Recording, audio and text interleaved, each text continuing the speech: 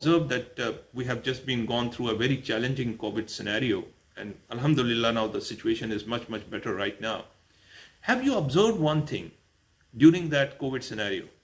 When we have been going through that challenge, the people who are being, you observed that people who are being positive before COVID, they become more positive. The people who are being more complaining before COVID, they become more complaining. The people who have been fearful before COVID, they become more fearful. The people who are being having a gratitude within themselves before COVID, they become more having that attitude of gratitude. Why it happened?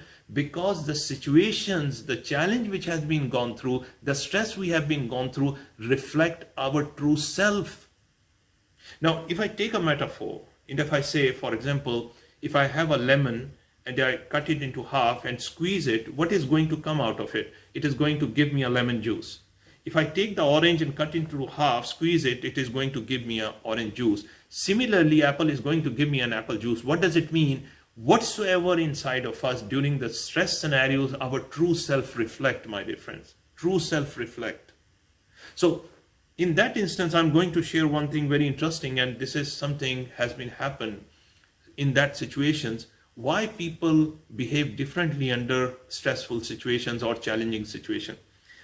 There was one of the story I'm going to reflect. In 1944, there was a psychologist named Viktor Frankl.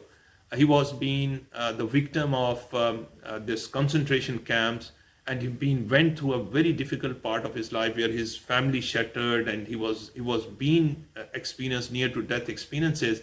And 4 years he has been spent in the concentration camp, and once he come out of it, he written a book which is called Man's Search for Meaning. And that was such a profound book which he has written. Actually, I would like to pinpoint on some of the therapy which he has highlighted in that book. It is called a logotherapy. And this logotherapy is actually a beautiful summation of one of the equation, what he said. And I'm going to leave it for you. Think about it. He said, events in our life does not have any meaning. Events in our life does not have any meaning except the meaning which we assigned to that event. Now, for example, what does COVID means to you? So, for example, if COVID mean to me that this is an opportunity, it's a very scary situation, very unpredictable situation, very fearful situation. So, if I'm having a sense of gratitude, what I'm going to think about, it is the event. And I would say, if the life is so fragile, why to waste inside? All right, I have to go and I have to support and help with the people and the community around, because this is an opportunity for myself where I can deliver something of value. Now, in the same instance, the people who have been very fearful, they thought, oh my God, there's a death scenario all around it. Don't go anywhere. Just stay over there. Just do this thing. Just limit yourself. You know what is more important? The event was not important. It was the interpretation of the event that makes the whole difference. So, my dear friends, if you are currently been facing some sort of stress or challenge in any sort of scenario which you are having right now in front of you, think about it. Just step back. Just think about it. What meaning you are assigning to that event. And I can bet you on that. If you change the meaning of that event in a bit profound way, you can change the whole behavior and response towards that as well. That is very important. I'm going to leave for you as well. Now, one of the things which I'm going to leave for the relationship part, and especially people have challenges, whether we are managers, whether we are family persons, we always feel some sort of challenge with our families, friends, colleagues, etc. Many number of times when I was been conducting my leadership session, the people ask this question, Kamran, would you like to tell in one line, what is the thing you like to leave us as a leadership lesson for us? The one liner for you, my dear friends, if you reflect upon that, has the whole magic in it. And I said, these are the 4 words. I'm going to leave it for you. This is called first connect, then correct. First connect, then correct. If you have been a manager, you need to have a very strong connection with your team. Only then you can influence them. If you are a family person, unless and until you don't have a strong connection with your kids, you cannot influence them. So first connect, then correct. And the last, I would say that one story on relationship, which I'm going to share with you, and that is the end of it. And if there is any question, we can take after that.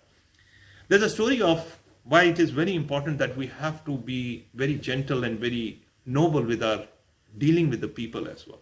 The story of a boy who was having a lot much anger, and he was been very frustrated. One day he went back to his father and said, "Father, I've been struggling with my anger. Would you like to give me any advice?"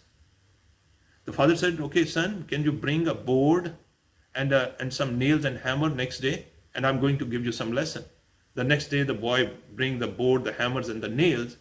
The father said, "This is very good, you brought it. Now, whenever you are having any amount of anger, please take the nail, take the hammer, just pass it through to that board with the force you feel within yourself and the emotions you feel, and your anger will go." The boy said, "Father, is it so simple that if I'm going to do it, it is going to go in that way?" He said, "Of course."